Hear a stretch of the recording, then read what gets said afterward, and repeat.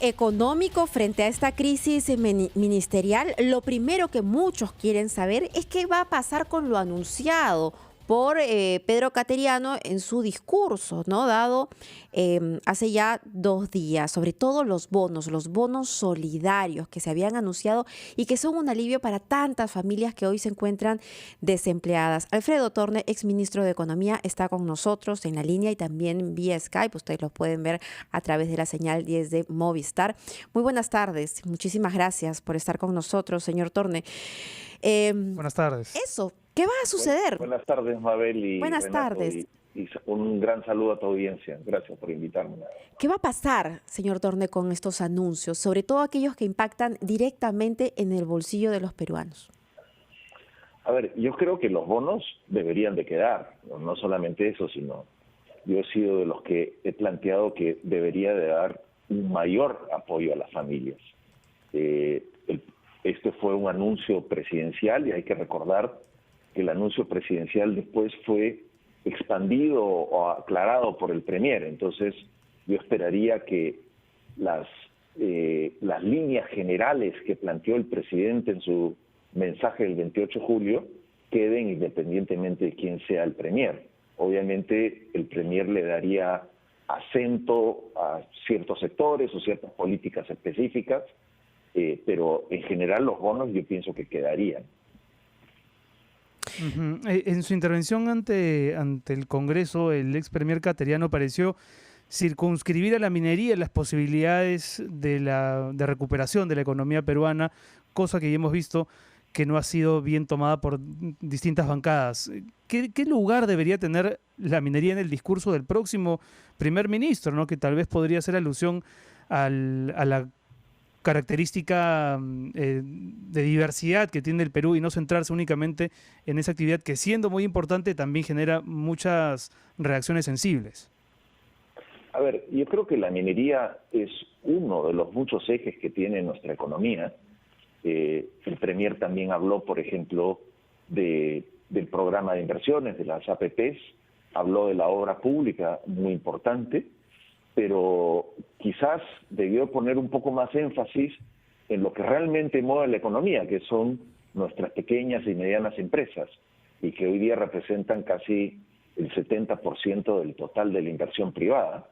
Y yo quisiera tomarme un minuto con el tema de la minería. Yo sí creo que la minería debe ser rescatada, pero debe ser rescatada en su complejidad. Creo que muchos congresistas pensaron de que el Premier no había hablado de los conflictos de Espinar y que quizás ese era un tema que había que hablar, es decir, hay que presentar a la minería en su complejidad y el Premier debería plantear cómo es que se puede hacer que los proyectos mineros salgan adelante dando su espacio a las comunidades y dando su espacio sobre todo al medio ambiente, ¿no? Eso fue lo que faltó en realidad y lo que le han criticado mucho las bancadas. Pero aquí hay otro asunto, ¿no? Porque más allá de lo que haya expuesto el ex primer ministro, hoy el presidente del Congreso, el señor Merino de Lama, lo que dijo fue que cuando se reunió le dijo, ¿no?, a Cateriano, tienes 3 puntos débiles: trabajo, educación y economía.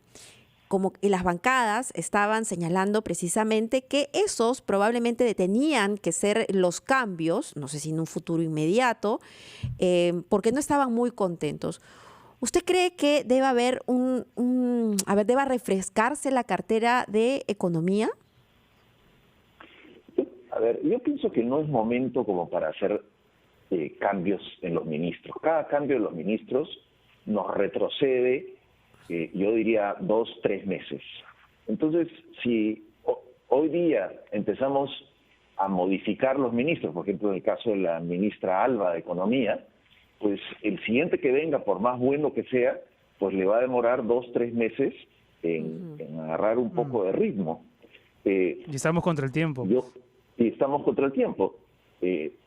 Pues la ministra Alba no tiene por qué agradarle a todos los sectores, pero lo que sí podemos exigir es que las políticas que se planteen sean políticas que realmente solucionen los problemas. que nos ayuden a salir de la pandemia. Y yo pienso que uno de los temas que no se ha tocado y me parece que hay que poner el tapete es que el tema del coronavirus, de la lucha de sanidad y el tema económico tienen que ir de la mano, tienen que caminar juntos.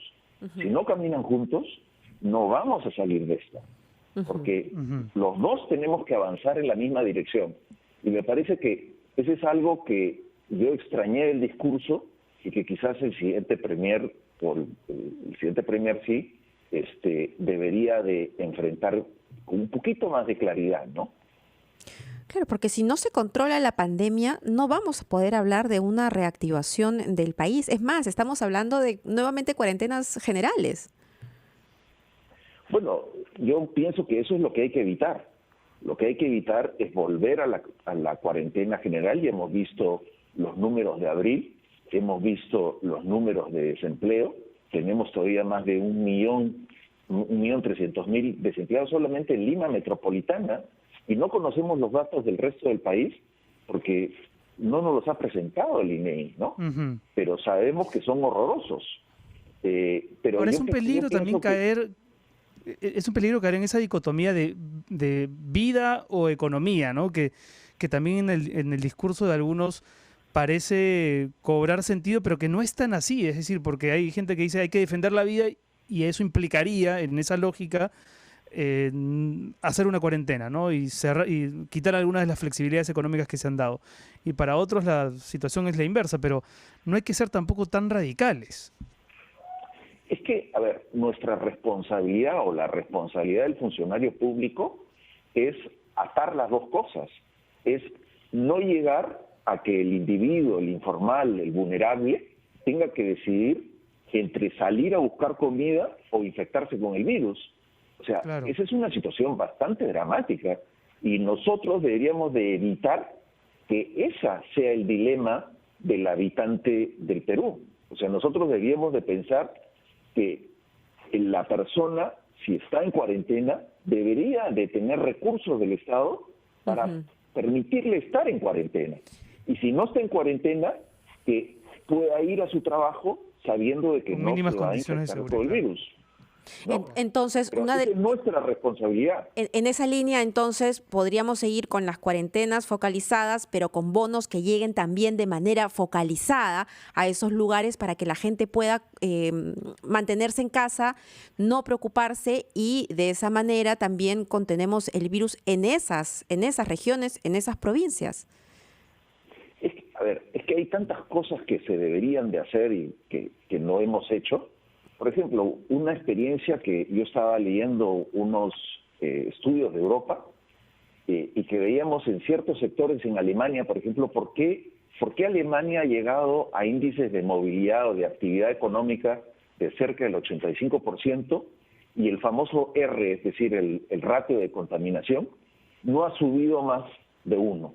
Y la razón es bien sencilla, es la mascarilla, aislamiento de la población vulnerable, y muy importante, rastreo. Lo que hace Alemania es que se infecta uno y